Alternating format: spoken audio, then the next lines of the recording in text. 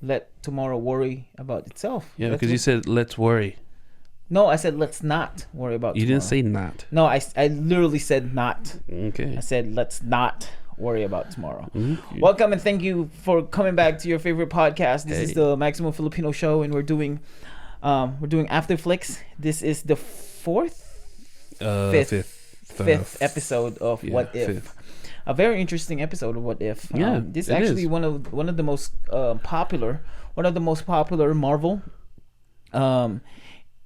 integration of the most popular integration of Marvel, or a spin-off or a different version of Marvel. It's a Marvel zombie Marvel. And I think it's fitting for this era, or for this generation. Yeah, because a lot of people are actually waiting for this kind of movie, because they've been waiting for two main things that I've heard about is the Planet Hulk, the Planet Hulk comic books, and Marvel Zombie, and I've actually seen a lot of episodes. They actually did a comic book on that one. The Zombie, Mm-hmm. Yeah, it's a whole series.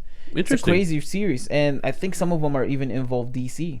Oh, that makes sense. Yeah, there was a DC version of it. They all became zombie. Doesn't this zombie version in this episode remind you of We're Alive version zombies? Yes and no. I think it's more like a World War Z to me than We're Alive. Now, the reason why I say that, because the zombies here, the reason I say that, the more intelligent you are, the more capable of using your I see what you're saying. ability. So your version of zombie is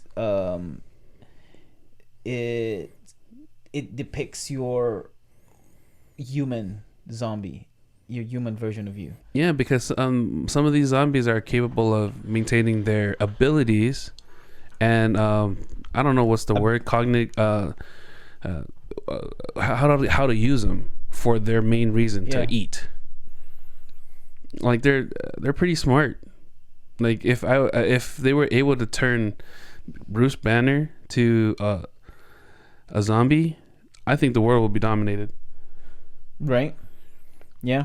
Yeah, I mean, a version of Hulk and Bruce Banner, both of them. I mean, if it's capable of switching. So it is kind of like We're Alive. If you don't know what We're Alive is, it's a zombie podcast. It's a really good podcast. It's really good. It's a really good podcast. It's worth listening.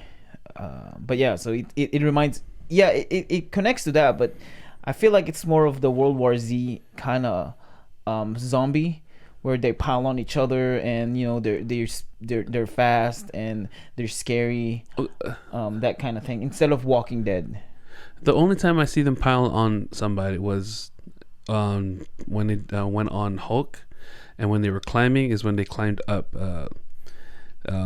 Tall Girl Hope. Wasp? Yeah, the Wasp. Yeah, but because the who was it? I think Hulk. Bruce Banner mentioned that, or it might have been Winter Soldier, when he said they're gonna scale the fence, so that means they could be able to do that. You know what I mean? Because we've never seen that in Walking Dead or any other. Oh yeah, you're right. So these zombies are like almost a mixture of. Okay, I guess I see why you say it's similar to World War Z, but the version I see in World War Z, they were more chaotic maniacs. Yeah, because they were wild. And the reason why I connected to World War Z too, because they're finding a cure, compared to any other, like The Walking Dead. They weren't trying to find a cure. I don't know. I only seen the first season. The only person that was trying to find a cure and We're Alive, they don't find a cure. Okay, you're right. That's true. I feel like they did a lot of nods on the outside, because didn't you notice there was a scene when they were going to in the bus going towards I forgot this one scene that almost looked like it was from I Am Legend. The bus? Not the bus. It was when they were all in the van. No, they were in the van before they went to yeah. Have you seen I Am Legend? Yes. So there was a scene right there. That is the very same scene where what's his name? Will Smith was talking to the mannequin. I was like, how did you get there? As if he's talking there was a scene like that in What If? Yeah, no, that scene, where he was coming in the van and he stopped and he saw the mannequin in the middle of the road. That the whole setting, that scene, that was that scene. Okay. And then I felt there were some. I didn't catch them all, but I felt there were some outside nods that's all related to zombies. I'm trying to remember if there was any. I mean, some of them I compared it to Resident Evil zombies. Most of them were just typical, and I don't know. I mean, I really liked this one, but I just felt that there were nods from the outs for all zombie related shows or movies that was combined here in a sense. Okay. I don't know if you caught any of that. No, I wasn't actually thinking about that. I just thought there were some references from other movies, like when Scott Lang was wearing the cape and she was flying and said "Wingardium Leviosa" from Harry Potter. Oh, well, stuff like that. I guess you're right, because that was from Harry Potter. That's right. Yeah. So let's talk about this. Let's talk about this show from the things that I noticed from the beginning, right? So when it started with Hulk getting sent, this is from Infinity War. Yes. After the fight in Thor's ship, in Infinity War, he got sent back to Earth to warn them about Thanos coming, right? Mm-hmm. So he ended up in the Sanctorium. The Sanctum. The Sanctum. Yep. He ended up in the New York Sanctum to warn them, just like the Infinity War, but this time nobody was there. And you notice he was wearing the suit that he was wearing, or the clothes that he was wearing was wasn't it the training outfit of the sorcerers?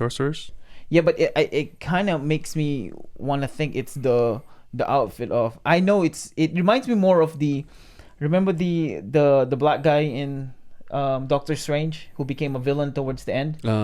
Something with an M, Mordo, something. That like guy, that. yeah, that guy. He reminds me of him. That his clothes that he's wearing. I don't think there's any connection to it, but that's. But just he wasn't sleeveless though. No, he was. Was he? Oh. Yeah.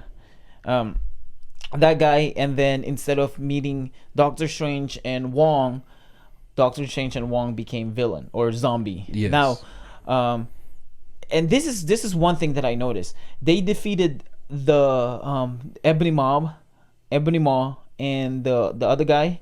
The hammer quicker, guy. Yeah, quicker than compared to Infinity War. Yeah, they took them down quick and easy. Quick, and this is not because they were zombie, because they were fighting him as superheroes. Iron Man, Wong, and Doctor Strange. They were using their abilities. No, there was just 3 of them. Okay, they defeated him quick. I know, right? Yes, that's right. And I think it's because of. I feel like this is because the zombie does not care if they kill him or not. They're just there to kill him. You know what I mean? Yeah, your typical zombie. Right. Like they will eat until they're dead. Yeah, but compared to Infinity War, I feel like they were holding back a little bit. Like, I'm not gonna kill you. I'm just gonna suppress you. Or, you know what I mean? Because they're superheroes. Yeah. So killing is not an option. That's why Bruce Banner said, "That's a little overkill." Right. Yeah. I see. So, but I think that's more like I think big part of it is it's just a show. It's not a movie, so they can't drag it. They want to shorten it as, they fought, they got defeated, now they turn to a zombie. But what gave me an impression of them not holding back is when Wasp showed up, and it's just like the episode before. No, the episode. The Avengers dying, because the episode before that was Doctor Strange, but the following episode of Hank Pym being the main villain, right? It showcased how OP Antman and Wasp in this episode, in the episode of Hank Pym. No, that's true. Yeah, you know what I mean? Because Wasp showed up and just shred all of them. Yeah, the scene that was at the train, where she went small, it's just I don't know. Yeah, they just kept. Right. Well, it's not even that, but even towards the beginning, because he just shred all of them, like to the bones. You know what I mean? Like it showcased how OP their ability, and that didn't show in the in movies. any other movies. Yeah, in any of the movies, because in the movies they're like, oh, they can shrink, they get punched, but if you command ants and insects to eat you alive that quick, you know. Well, maybe it's because of that whole concept sense. that you just said, that they're superheroes. They're holding back, maybe. Yeah. Yes and no. I don't know. But in this essence, we can really see that if they were to actually go all out to the extent of killing, yeah, they could do it, and they'll overpower. That's true. You know, that's crazy. Yeah. Yeah. I mean, they're already dead, so what's the point of trying to try to keep them alive? Right. Which is also crazy to me, because it's like, if they're trying to find a cure for these people, they're your friends, they're your family, and you're looking for a cure. Why would you kill them? Well, they didn't know, because I mean, who would have thought of thinking of a cure for these guys? Well, they were looking for a cure. That's why they're going to this beacon, this area. I guess false hope. They're trying to lean on to something. Oh, okay. I didn't think of a pun that come out. But yeah, I gotta give prop to the Cape. Cape really did a big role in this one. Oh, 100%, right? Yeah, helping out Bruce Banner, and in his role. Helping out everybody, because he helped Bruce Banner. He helped Spider-Man while Also, he's pulling the train. He was helping Scott Lang. Yeah, that's right. You know what I mean? Like, Yeah, he was helping props to the almost Cape. all of them. The Happy was there. There was one character there that he wasn't in any shows or movies. Yeah, he was a Slavic character. Kurt? Luke? Or is it Luke? I have no idea. Is Happy Kurt? No, Happy is a different character. No, I'm trying, because Happy is his nickname, or is his real name? Happy Hogan? Yeah. Yeah. Oh, is his real name? Yeah. Oh, then the other guy is Kirk. Okay. Yeah, Happy Hogan is his real name is what the heck is his name? In real life, I'm talking about. I don't know. But you said he directed the movie, right? Yeah. It's gonna bother you.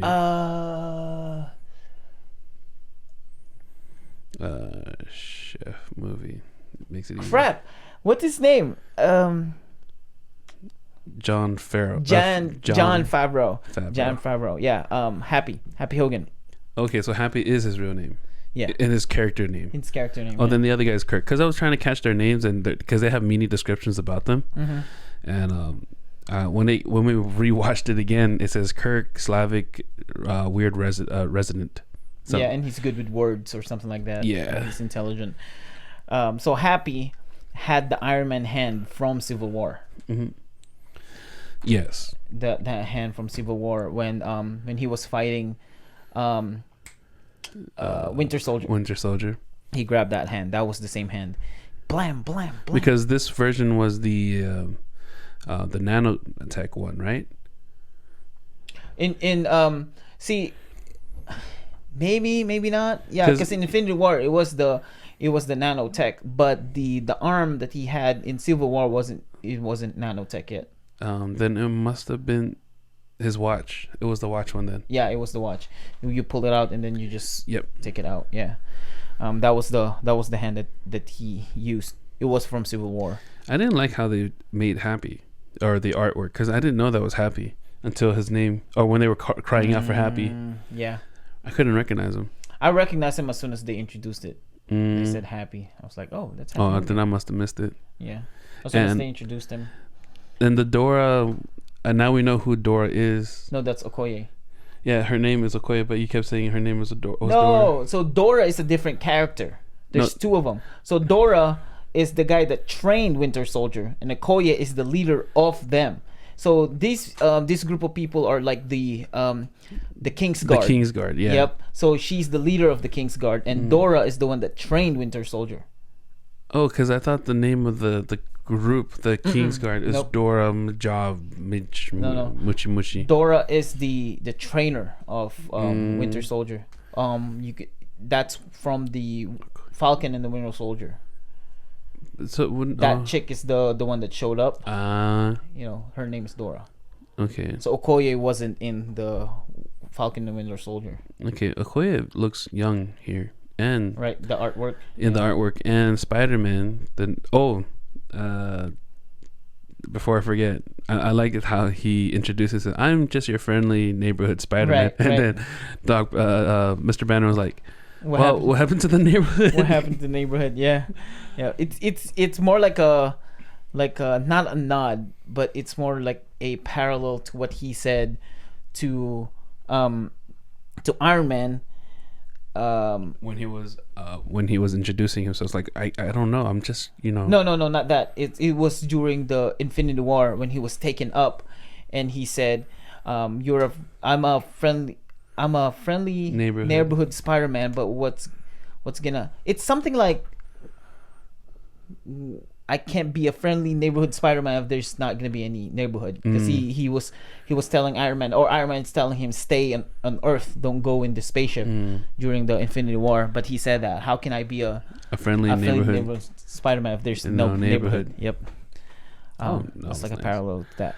Speaking of parallel, this is Spider-Man. This version of Spider-Man, instead of stopping the train, he's starting the train. That's true. Yeah, that is true. He's trying to. Yeah. I think there's only one movie that was it only in that movie? Yep, it is. It's the Tobey Maguire one. It's the only one that stops the train. Is it? Yeah, he was. It was the third one where he was crushing himself with the train. Yeah, but I feel like Andrew Maguire had another one too. No, I think it was just Tobey Maguire. Yeah, Andrew Garfield. Yeah. So, Tobey had the train. Tom Holland had the ship, and I don't know what Andrew had. There's got to be something that he stopped too. A car from flying. Tom Holland stopped the car. No, well, he also did it too when he met up with Shocker. Oh yeah, you're probably right. Like he was in but something involved the web, like pulling the web. There might be. I haven't seen it's Amazing Spider-Man in quite a while, in a minute. So there's probably one. But True. yeah, so instead of stopping the train, he started the train. That was good. Another nod in here is Winter Soldier catching the shield. Mm-hmm. It's just like in all of his movies. No, it's mainly in the Captain America and the Winter Soldier, when Captain America was chasing him, and then he chucked the shield and then he caught it. Yeah, and then this time he tossed the shield, and same spot, still also on the same spot. Because if you rewatch the Captain America and Winter Soldier, when he tossed it, Cap caught it right on his waist. Well, at least this answers your question. What? That it was strong enough to cut a person. All right. Yeah. Yeah, because you always been mentioning, like, isn't that thing really strong? Like, if it can dent a wall, can it like cut a person? Right. Yeah. Although this version of Captain, because he's a zombie, is almost like all bones. Yeah. You know. But still, at least it legitimately lived its potential. It can cut. Do you think Cap is dead? He's already dead. No. That zombie, the Captain zombie. If I were to say that he is alive or has some kind of reason, I would say the same thing to every other superhero. Like Hawkeye was able to. No. I'm talking about like the zombie version. So when Spider-Man was doing the lesson to kill them is you have to shoot him in the head. He wasn't dead. No, he wasn't dead. He's still alive. Although Falcon is dead. The Falcon is dead. He got cut in half. Oh, that's for sure. By Okoye. I'm even still amazed with the Hawkeye version. Like he's still got his sharpshooting accuracy. Does he though? Because remember, Sharon was stuck on the wall and he missed. Oh, that's true. Yeah. Well, at least 90%, 10% could still fly out. Yeah. There was that. There was Falcon, and what else? There was no Widow. There's no Widow. Iron Man is dead. And Doctor Strange is dead. Wong is dead. Scott Lang's version of being a zombie was pretty interesting. He went from small and then. But yeah, I can't say Scott Lang is dead now because he's just ahead. Mm-hmm.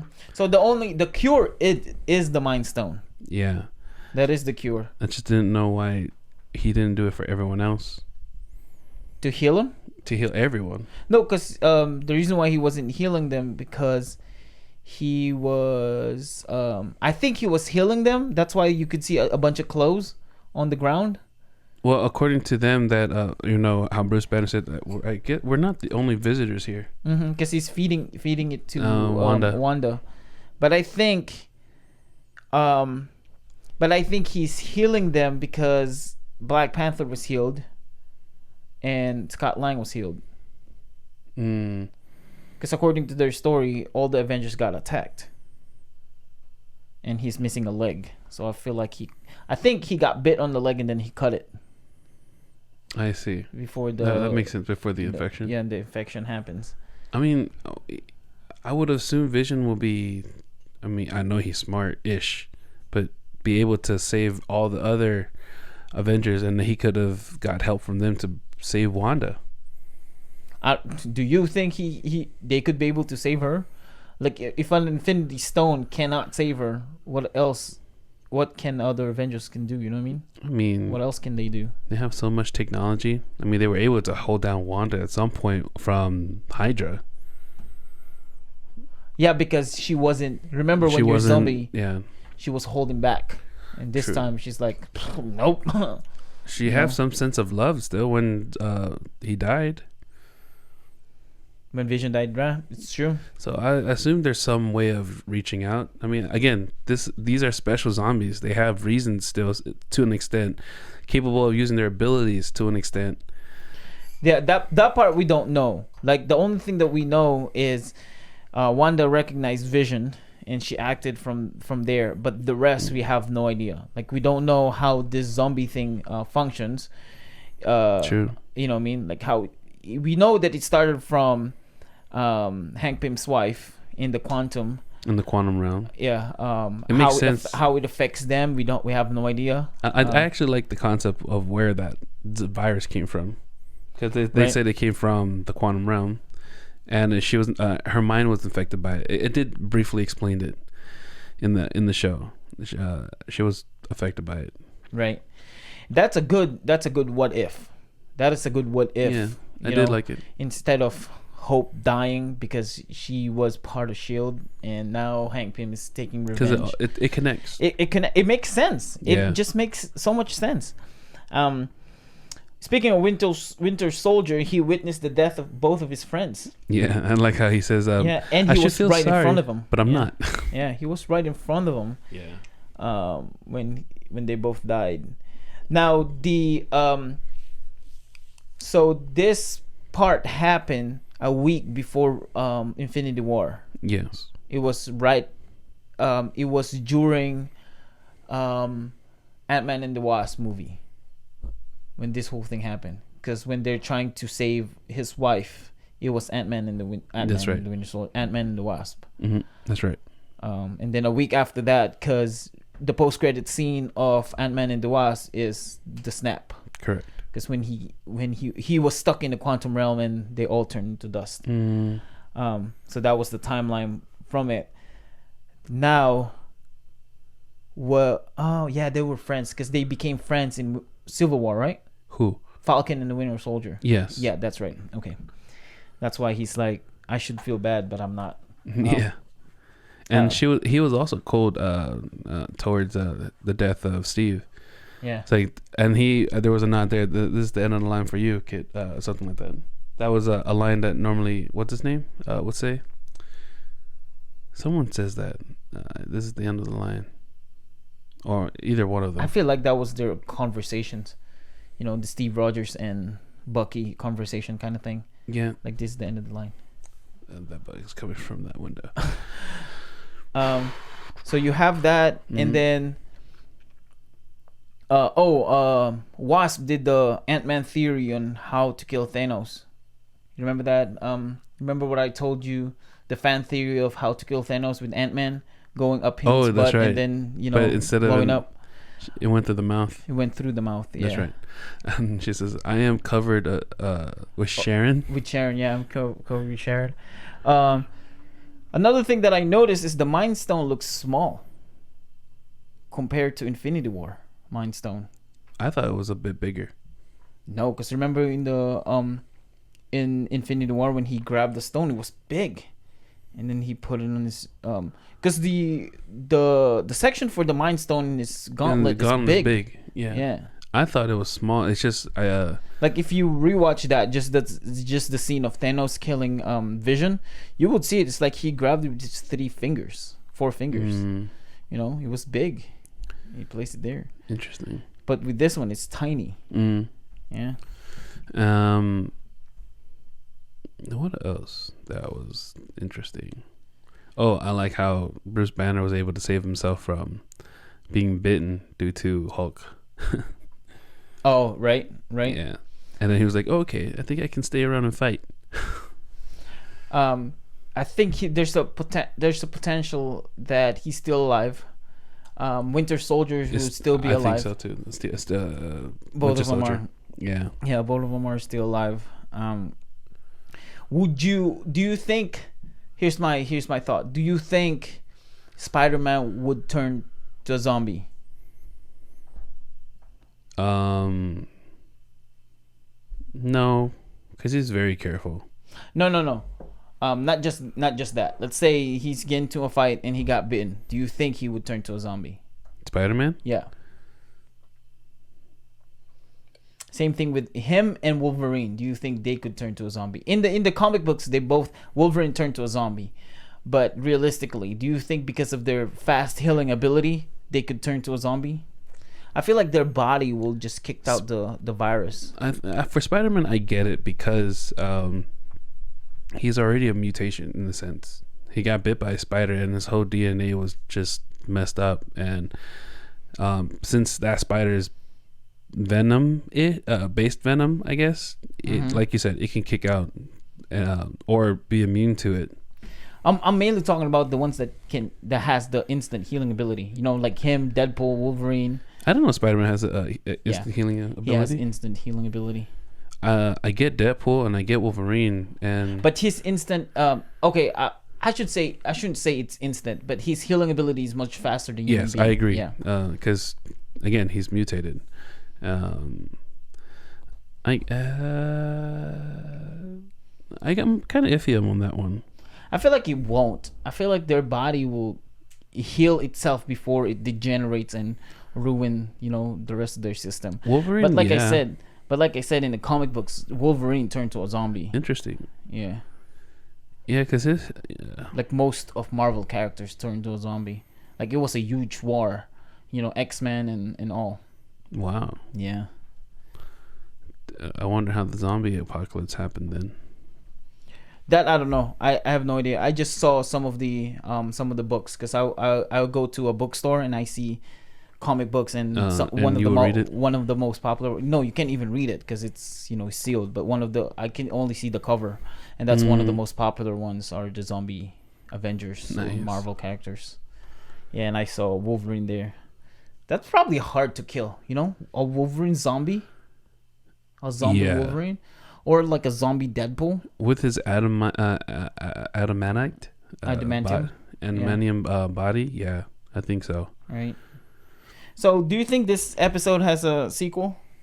The way it's played out, yeah. Right. But it might not, because I remember one of the episode had a similar ending. Like it's just as if there's a to be continued. Wait, which one? I think there.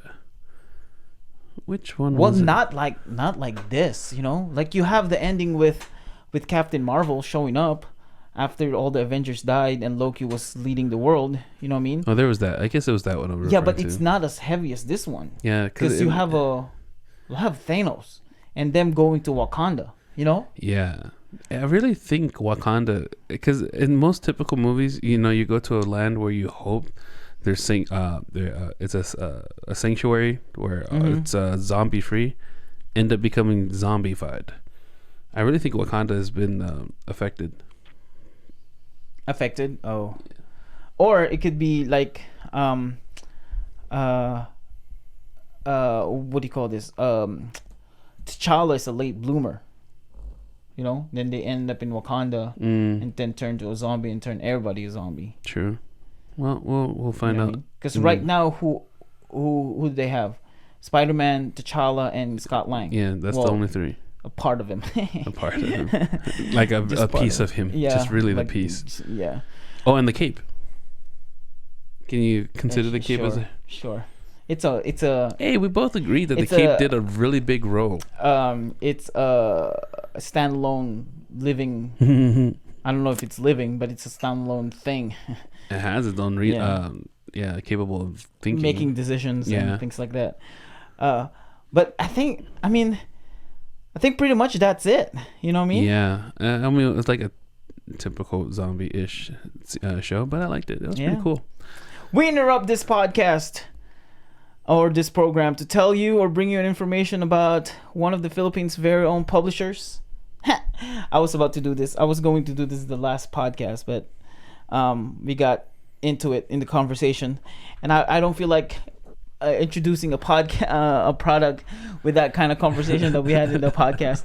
But we have Kawangis Publishing Corporation. Kawangis Comics started when its first Pinoy manga series, Mai, was launched on September 15, 2015 at the Metro Manila International Book Fair. Their founders, Arya and Faye Chelabian.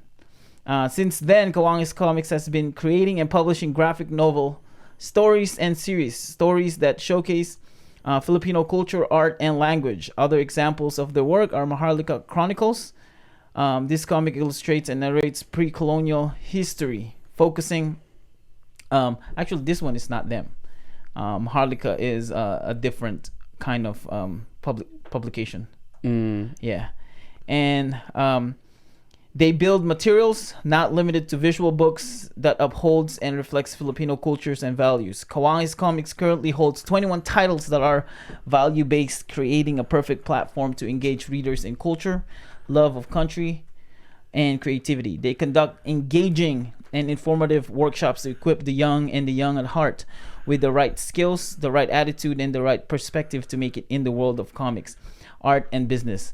Kawangis Comics extends your learning experience through play arts and collaboration with its exciting and growing series of games and activities, best played with family and friends. In the efforts of promoting national pride through education and creativity, Kawangis Comics invites its readers to join its vibrant community of artists, writers, educators, and families. Members get support, exclusive offers, and first dibs on everything Kawangis. Their aim is to always impart these values to the next generation in a way that is entertaining, engaging, and life-changing. They also provide their expertise in publishing pre-production services to anyone who has a message to share to the world through visuals, be it a graphic novel, a logo, or any visual cross-communication materials. If you want to know more details, go ahead and visit their site, www.kawangis.com, and or listen to our podcast featuring the founder as our guest on the program. Thank you for listening, and now back to the podcast. That was good. That was written by Wakka, our producer for our plug. I was checking the time, so it was actually a lot longer than it should be. That was unpaid promotion. We just wanna promote this since we are the Maximum Filipino Show and we talk about Filipinos. Check out Kawangis, man, if you want to learn about all these, and not just necessarily learn about Filipinos, just to be entertained about comic books. Since we're talking about what if, go to their website and learn about it. They're really fun. They're exciting. Do you have anything else to talk about this podcast or this episode? Yeah, that's a good one. I hope there's a next series. I really hope so. The next episode, I'm predicting it. I'm predicting the next episode. Okay, 2 things. This is my prediction. This is based on what we see in the beginning of the show, the prism, the broken prisms, and things like that. So one of them, I saw it. So 2 things. It's either a sequel of this zombie episode, which highly unlikely, because based on their track record, they don't do sequels. They just do standalone every episodes. Or it will be Gamora Thanos, because I saw that in one of the prisms. Yes, it was a Gamora version of Thanos. What if she's the Thanos, not Thanos, but Gamora? Right? More like I think it'd be like she successfully killed Thanos and she took over. She took over and led. Yeah. Because she's been going after her so-called dad. Yeah, both of them, Nebula and Gamora. I wonder if Nebula's gonna keep her hair in this next one. Yeah, probably not. All right, well, thank you guys for joining us. Yeah. We appreciate you guys. It's 2:00 in the morning Wow. in here, and we gotta wake up 7:00. This is gonna be awesome. It's crazy. Well, thank you guys. We appreciate you. We'll see you later. Late. Bye.